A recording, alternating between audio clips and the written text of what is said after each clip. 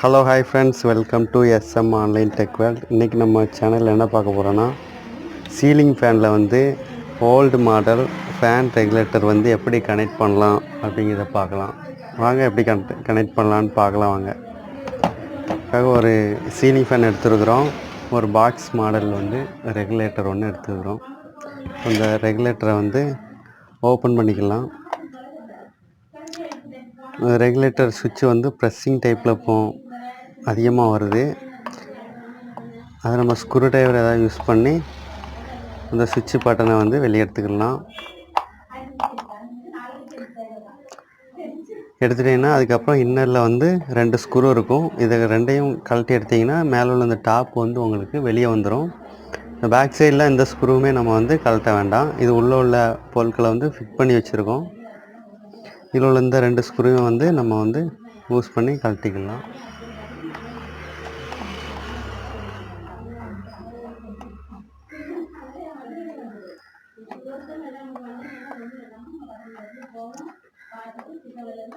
இந்த சுவிட்சில் வந்து 5 ஸ்பீடு கொடுத்துருக்குறாங்க. 5 ஸ்பீடு வந்து கண்ட்ரோல் பண்ணுற மாதிரி இருக்குது. சுவிட்ச் டைப் நம்ம பொருத்த முடியாதவங்க வந்து இந்த ஃபேன் டைப்பில் வந்து பாக்ஸ் மாடல் வந்து எல்லா ஃபேனுக்கும் வந்து கனெக்ட் பண்ணலாம். இது வந்து சீலிங் ஃபேனுக்கு உள்ளது. இதை ஓப்பன் பண்ணியாச்சு. ஓப்பன் பண்ணால் அந்த மாடலில் தான் இருக்கும்.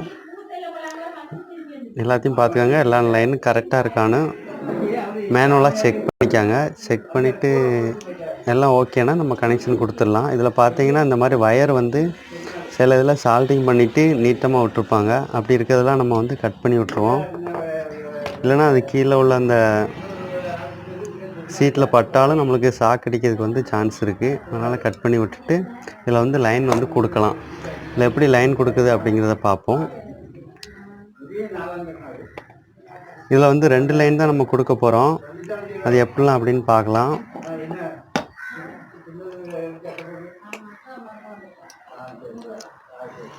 முதல்ல மேலேருந்து நம்மளுக்கு வரக்கூடிய 2 லைன் இருக்கும். இந்த 2 லைனையும் நம்ம டைரெக்டாக வந்து ஃபேனில் கொடுத்தீங்கன்னா உங்களுக்கு ஹை ஸ்பீடில் வந்து ஃபேன் வந்து சுற்றும். ஆனால் ஃபேனை வந்து ரெகுலேட் பண்ணுறதை கண்ட்ரோல் பண்ண முடியாது. அதனால் இதை எப்படி கனெக்ட் பண்ணோம் அப்படின்னா, ஒரு லைனு நியூட்ரல் லைனை வந்து நம்ம டைரெக்டாகவே ஃபேன்லேருந்து வரக்கூடிய ஒரு லைனில் கொடுத்துடலாம். இன்னொரு லைன் வந்து நம்ம வந்து இந்த ரெகுலேட்டர் மூலயமா கொடுக்கணும். அப்போ தான் வந்து ஃபேனோட ஸ்பீடை வந்து நம்ம கண்ட்ரோல் பண்ண முடியும். வாங்க இப்போ எப்படி கொடுக்குதுன்னு பார்க்கலாம்.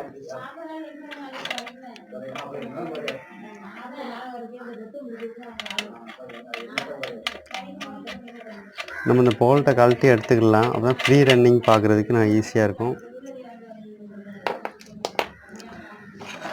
மேலேருந்து வரக்கூடிய 2 லைனில் வந்து நியூட்ரலை வந்து இந்த ஃபேனோட 2 லைன் வந்து அவுட் இருக்கும். அதில் எதுலலான்னு நம்ம வந்து கொடுத்துக்கலாம்.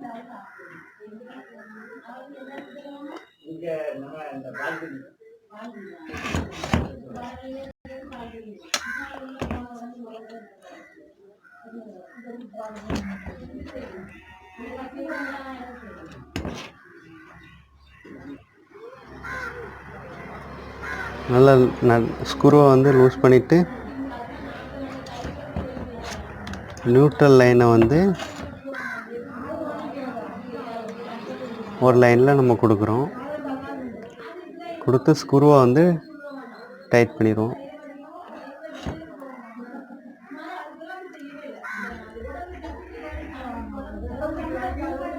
ஸ்க்ரூவை டைட் பண்ணியாச்சு.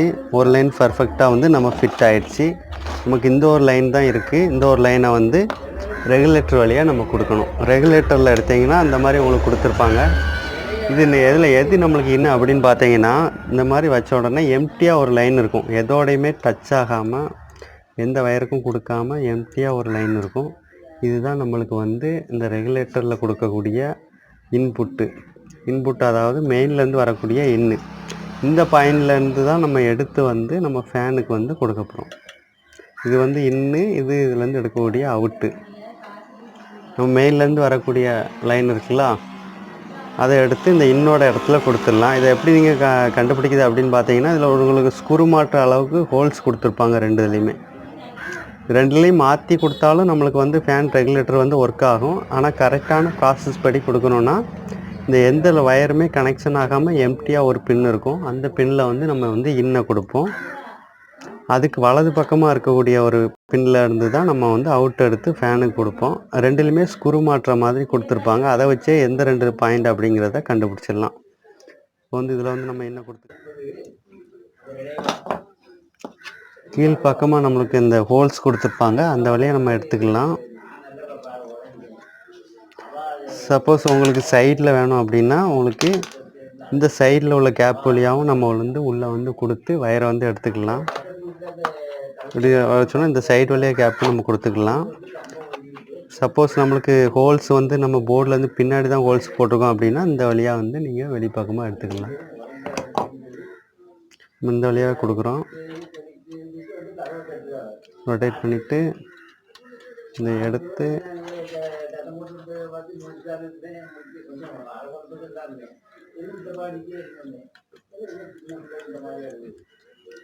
இதை உள்ளே விட்டு நம்ம வந்து நல்லா ரொட்டேஷன் பண்ணி நல்லா டைட்டாக முறுக்கி விட்டுறணும்.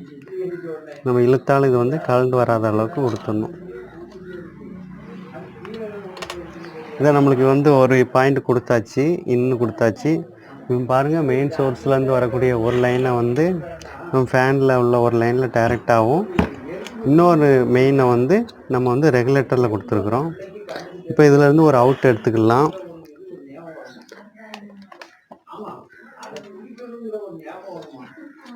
இது ஒரு அவுட் எடுத்தாச்சு. அவுட்லேயும் நல்லா வயரை வந்து லென்த் பண்ணிக்கோங்க.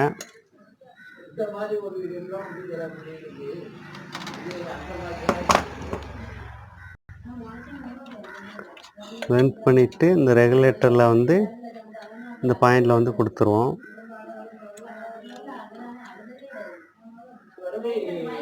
கொடுத்து டைட்டாக முறுக்கி விட்ருவோம். அவ்வளோதான் ஃப்ரெண்ட்ஸ், நம்ம வந்து இன்னும் கொடுத்தாச்சு. இப்போ வந்து அவுட்டும் கொடுத்தாச்சு. அவுட்லேருந்து எடுத்ததை வந்து நம்ம வந்து ஃபேனுக்கு கொடுத்துக்கலாம். இது நார்மலாக ஒரு சுவிட்சு வந்து கனெக்ட் பண்ணுற மாதிரி தான். ஆனால் நம்ம சுவிட்சுக்கு பதிலாக ஒரு ரெகுலேட்டரை வந்து அதில் வந்து அந்த பாயிண்டில் கனெக்ட் பண்ணியிருக்கோம். கனெக்ட் பண்ணால் நமக்கு வந்து இந்த ரெகுலேஷன் பண்ணி நமக்கு வந்து ஸ்பீடை வந்து அட்ஜஸ்ட் பண்ணி கொடுக்கும். அவ்வளோதான். ஸ்க்ரூவை நல்லா டைட் பண்ணிக்கிடுவோம்.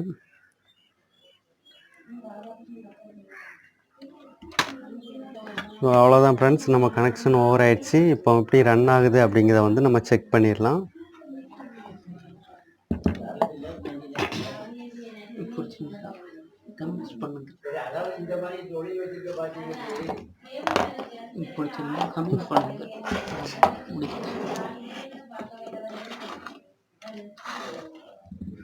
கொடுத்தாச்சு. இப்போ வந்து நம்ம இந்த டாப்பை வந்து நம்ம வந்து ஃபிட் பண்ணிக்கலாம்.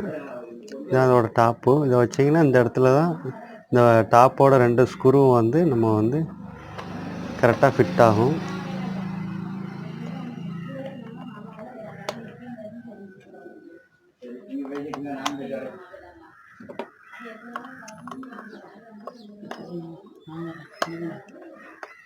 நம்ம பாக்ஸை வந்து ஃபிட் பண்ணதுக்கு வந்து இந்த ஹோல்ஸ்லாம் இதில் எக்ஸ்ட்ரா இருக்கும். அந்த ஹோல்ஸ்லாம் யூஸ் பண்ணி நம்ம இந்த பாக்ஸை வந்து இந்த கவரை ரிமூவ் பண்ண சொன்னே நம்ம போர்டில் வந்து ஃபிட் பண்ணிடலாம்.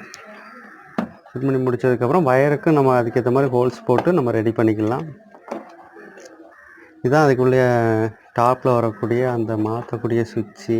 இது ஒரு நார்மலாக இந்த காடிக்கு நேர் வந்து ப்ரெஸ் பண்ணால் போதும். பார்த்தீங்கன்னா இந்த அம்புக்குறிக்கு நேர் இப்போ ஆஃபில் இருக்குது. இப்போ நம்ம இது வந்து எல்லா ஃபங்க்ஷனும் எப்படி ஒர்க் ஆகுது அப்படிங்கிறத பார்க்கலாம். நல்லா சேஃப்டியாக பண்ணிக்காங்க. இது வந்து இன்சுலேட்டர் மாதிரி ஒர்க் ஆகும். இதில் வந்து கரண்ட் பாஸ் ஆகாது. ஆல்ரெடி நான் செக் பண்ணிட்டேன். ஃபேனோட பாடியிலலாம் கரண்ட் எதுவும் பாஸ் ஆகாது. அதனால் கொஞ்சம் சேஃப்டியாக பண்ணிடுங்க. இப்போ நம்ம வந்து ரன் பண்ணி பார்க்கலாம். இப்போ வந்து மெயின் லைனை வந்து நம்ம கொடுக்குறோம்.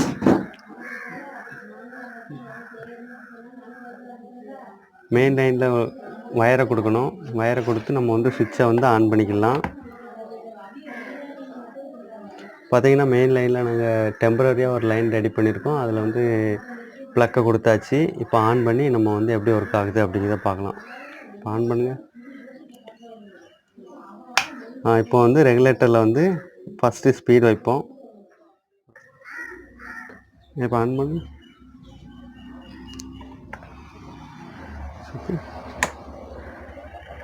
இப்போ ஃபேன் வந்து நல்லா ரொட்டேட் ஆகுது ஃப்ரெண்ட்ஸ். இதில் வந்து நம்ம ஸ்பீடு எவ்வளோ தேவையோ அதுக்கேற்ற மாதிரி நம்ம வந்து அட்ஜஸ்ட் பண்ணிக்கலாம். இப்போ அடுத்த ஸ்பீடு, இன்னொரு ஸ்பீடு, இதில் வந்து நம்ம ரொட்டேட் பண்ணி நம்ம வந்து ஸ்பீடை வந்து வேரி பண்ணிக்கலாம். இப்போ ஆஃப் பண்ணிடு, அங்கேயே ஆஃப் பண்ணி ப்ளக்கே பிடிக்குது. இதான் ஃப்ரெண்ட்ஸ், சிம்பிளாக நம்ம வந்து பண்ணிடலாம். நம்ம வந்து